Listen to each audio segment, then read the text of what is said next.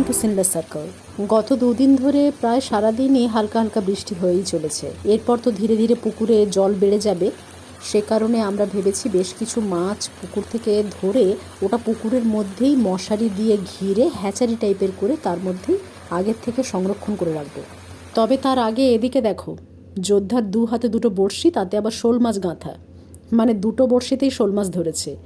বর্ষাকাল এসছে মানে সমিতির দান। পুকুরে, চাষের মাঠে, সব জায়গাতেই কই, মাগুর এগুলো প্রায় পাওয়া যাবে। আর ও সারাদিন বড়শি নিয়ে এখান ওখান ঘুরে বেড়াবে। ব্যাস দেখো, আজকে সকাল সকাল দুটো শোল মাছ ধরে ফেলেছে। যদিও অনেকে শোল মাছ খেতে চায় না, কারণ এগুলো একটু স্লিপারি, তবে যারা এই মাছ খায় তাদের শরীরে প্রচুর পরিমাণে প্রোটিনের যোগান দেয় শোল মাছ। এতে থাকা সেলেনিয়াম এবং ভিটামিন B12 আমাদের শরীরকে অনেক দিক থেকে সুস্থ রাখতে সাহায্য করে। এদিকে আমরা অলরেডি শুরু করে দিয়েছি পুকুর থেকে পাটে পাটে বেশ কিছু মাছ ভারী বর্ষা শুরু হওয়ার আগেই তুলে নিতে। আর এই মাছগুলোকে না কেটে আমরা কিভাবে জ্যান্ত অবস্থায় পুকুরে মশারির সাহায্যে এটাকে বাঁচিয়ে রাখবো এবং সংরক্ষণ করে রাখবো, আজকে ভিডিওতে সেটাই তোমাদের দেখাবো।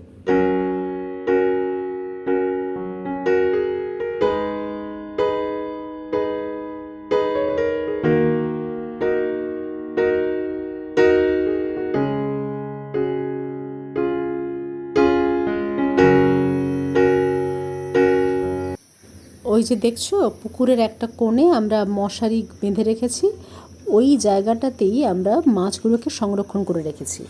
চলো আজকে সমিতির সাহায্য নিয়েই তোমাদেরকে দেখাচ্ছি কিভাবে আমরা মাছগুলোকে ওর মধ্যে ধরে রেখেছি। দেখো, মশারি বাড়িতে আমরা যখন টাঙাই, যেভাবে টাঙাই পুরো ব্যাপারটা উল্টো ভাবো, মানে মশারিটাকে উল্টে দাও, তাহলে মশারির খোলা প্রান্তটা উপরের দিকে থাকবে আর জুড়ে থাকা প্রান্তটা নিচের দিকে থাকবে। সেই অবস্থাতেই আমরা চারটে লাঠির সাহায্যে চারদিকে মশারির চারটে প্রান্তভাগকে বেঁধে দিয়েছি। তাতে কি হয়েছে, মাছগুলো নিচের দিকে জোড়া অংশের মধ্যেই থেকে গেছে। এটা কি হয়, পুকুরের মধ্যেও অনেকটা স্পেস দিয়ে রাখা মাছেদেরকে, যাতে করে মাছেরা এই খোলা নেটের মধ্যে ঘুরে বেড়াতে পারে এবং জলের মধ্যেও থাকতে পারে, মরেও যায় না, যথেষ্ট পরিমাণে অক্সিজেন সাপ্লাইও পায়। আর যে কোনো সময় আমাদের প্রয়োজন মতো আমরা জলে নেমে মশারিটাকে আস্তে আস্তে করে একটু ওপরের দিকে তুললেই নিজেদের প্রয়োজন মতো মাছ ওখান থেকে সংগ্রহ করতে পারি।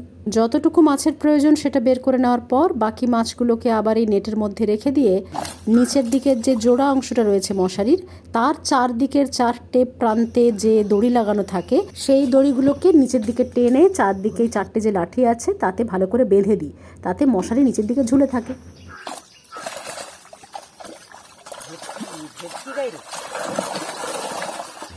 এইভাবে আমরা প্রায় 2-3 সপ্তাহের জন্য মাছ একসাথে ধরে সেটাকে নেটের মধ্যে এরকম খাঁচা বানিয়ে তার মধ্যে সংরক্ষণ করে রাখতে পারি।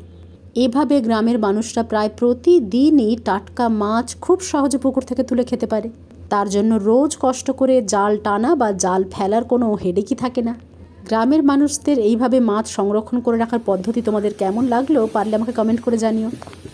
এবার আমরা পুরো মশারিটাই খুলে নিচ্ছি, তোমাদেরকে একসাথে দেখাবো কতগুলো মাছ এই মশারির মধ্যে ডোবানো আছে।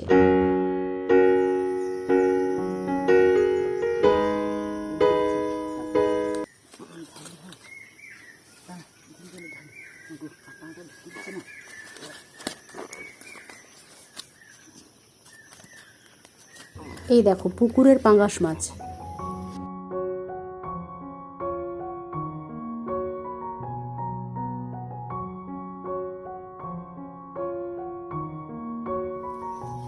একদিনেই জাল ফেলে আমরা কী মাছ ধরেছিলাম, পাঙ্গাস ধরেছিলাম, রুই ধরেছিলাম, তার পাশাপাশি চারাপোনা আছে, তেলাপিয়া আছে, আর দুটো চারা ভেটকি। কিছুদিন আগে যখন নদী বাঁধ ভেঙে গিয়ে নোনা জল ঢুকেছিল আমাদের এই সমস্ত এলাকাতে, তখনই ওই নদীর নোনা জলের সাথেই কিছু ভেটকির ডিমও চলে আসে পুকুরের মধ্যে, সেখান থেকেই আমরা বেশ কিছু ভেটকিও পাই। তার সাথে পেয়েছি বেশ কিছু বড় চিংড়ি আর ট্যাংরা। আর এই মাছগুলোর সাথে ফ্রিতে পাওয়া গেছে বেশ কিছু ডিম ভর্তি দেশি পুঁটি। এইভাবে আমরা মাছগুলোকে তো ভালো রাখতে পারি ঠিকই, কিন্তু নেটটার অবস্থা খুবই নোংরা হয়ে যায়। খুব ভালো করে আবার সার্ফ দিয়ে এটাকে পরিষ্কার করতে হবে। আর এদিকে আরেকটা প্রসেস দেখো, অনেকে আবার বড় মাছগুলোকে এইভাবে মাছের গালসার মধ্যে দড়ি আটকে সেটাকে জলে ভাসিয়ে রাখে। এতেও মাছ জলের মধ্যে অনেক দিন ভালো থাকতে পারে। তবে ছোট মাছের ক্ষেত্রে এটা করা যায় না, বড় মাছগুলোর ক্ষেত্রে করা যায়। দেখো,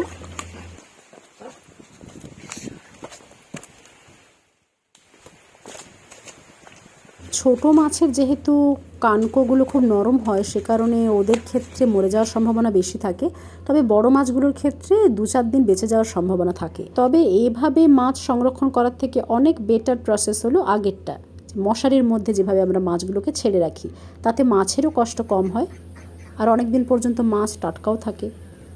এদিকে আবার 2 দিনের হালকা বৃষ্টিতেই কলা গাছ ভেঙে পড়ে গেছে, তাই কলার মোচা সমেত কলার কাঁদিটা কেটে নেওয়া হচ্ছে। এটাকে বাড়িতে কাপড় জড়িয়ে রেখে দিলে কয়েকদিনের মধ্যেই পেকে যাবে অবশ্য।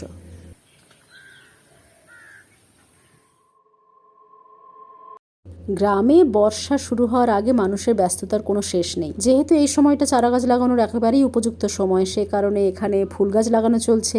অনেকে এই সময় নিজেদের বাড়ির সামনে ছোট ছোট ভাড়া করে সেখানে শশা গাছ, কুমড়ো গাছ, ঝিঙে গাছ এই সব কিছু অলরেডি দিয়ে দিয়েছে।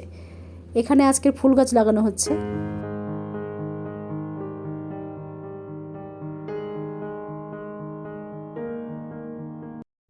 আর এদিকে দেখো, আনারসের ভারে গাছ থেকে আনারস একদম ঝুঁকে পড়েছে মাটির দিকে, দেখো। এবার তোমাদেরকে একটা ভীষণ কিউট জিনিস দেখাই। এই যে গাছটা, এটা কামরাঙা গাছ, তার একেবারে নিচের দিকে, মানে যেখানে সাধারণত ফল হয় না সেই রকম জায়গাতে দেখো 3টে কামরাঙা হয়ে আছে, ছোট ছোট, কিন্তু কালারটা কি মিষ্টি দেখো। একটা তো খুলে আমার হাতেই চলে এলো, বাকি দুটো হয়ে আছে দেখো। আর তার থেকে মজার ব্যাপার হলো যে মিষ্টি মিষ্টি ফুলগুলো গাছে কিছুদিন আগে দেখছিলাম, সেই ফুলটা এর গোড়াতে আটকে আছে এখনো পর্যন্ত, দেখো। প্রকৃতিকে যত কাছ থেকে দেখি ততই বেশি সুন্দর লাগে। ধীরে ধীরে আকাশে আবার কালো মেঘ ঘনিয়ে আসছে। আজকে ভিডিও এখানেই শেষ করতে হবে। দেখতে পাচ্ছো কালো মেঘটাকে? নেক্সট ভিডিওতে আবার নতুন কিছু নিয়ে দেখা হবে। Thanks for watching. বৃষ্টিটা খুব এনজয় করো।